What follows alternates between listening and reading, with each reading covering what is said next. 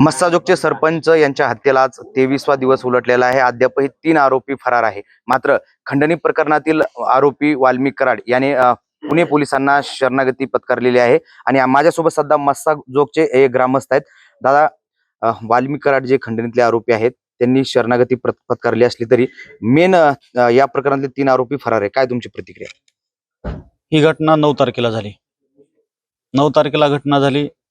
आज 31 तारीख आहे. 23वा दिवस उजाडलाय. आमच्या गावामध्ये आतापर्यंत मुख्यमंत्री सोडता सगळं मंत्रिमंडळ इथं येऊन गेल्यासारखं गेलंय. खासदार आले, आमदार आले, पक्षातले विरोधी पक्षातले सगळे आले.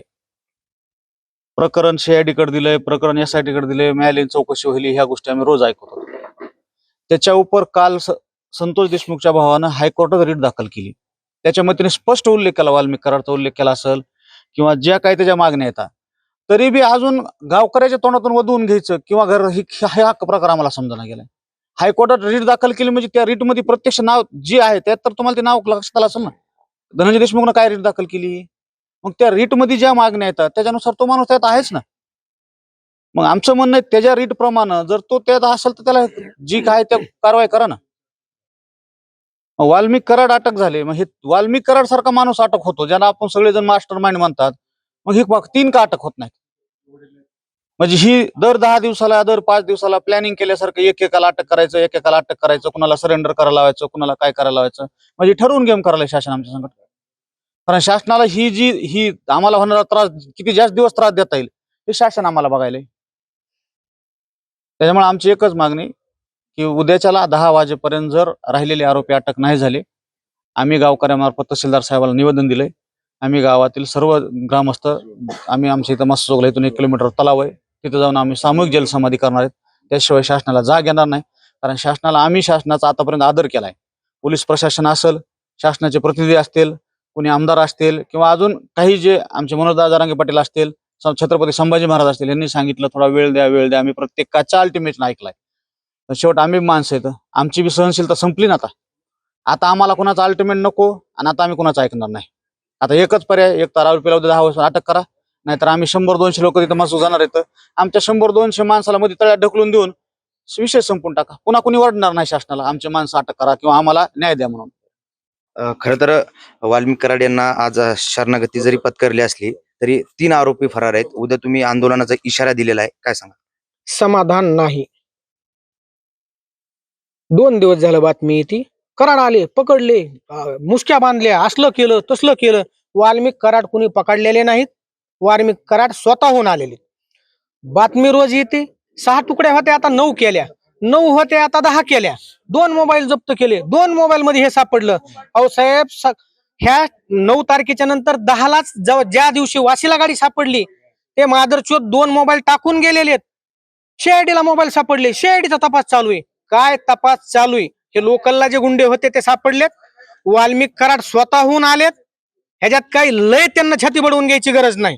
9 टीम, 10 टीम, 12 टीम, एवढ्या टीम पळायल्या, कहाणीचं हे झालं, काही झालेलं नाही. जे 3 आहेत ते फरार आहेत. CDR नुसार जेवढे शेवटच्या तळागाळात जाऊस्त शेवटच्या माणसापर्यंत माणसं पकडावात, फास्ट ट्रॅक कोर्टात खटला चालवावा आणि तात्काळ ह्यांना फाशी द्यावी.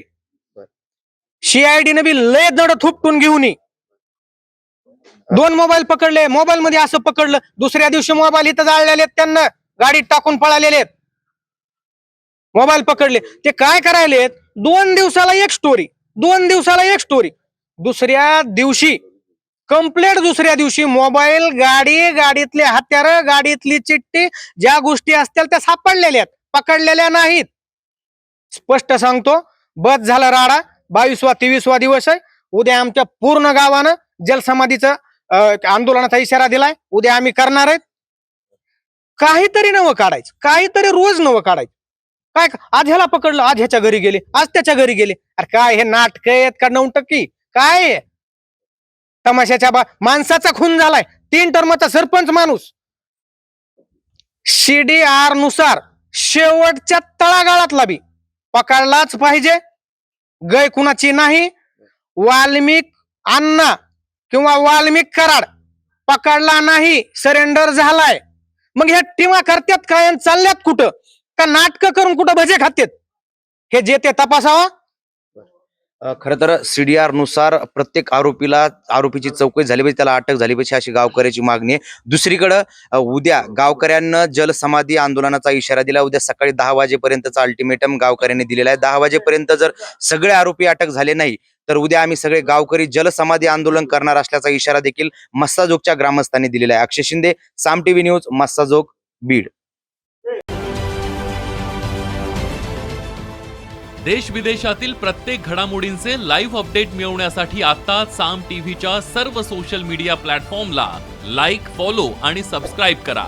तसंच सर्व नोटिफिकेशनसाठी बेल आयकॉन प्रेस करायला विसरू नका.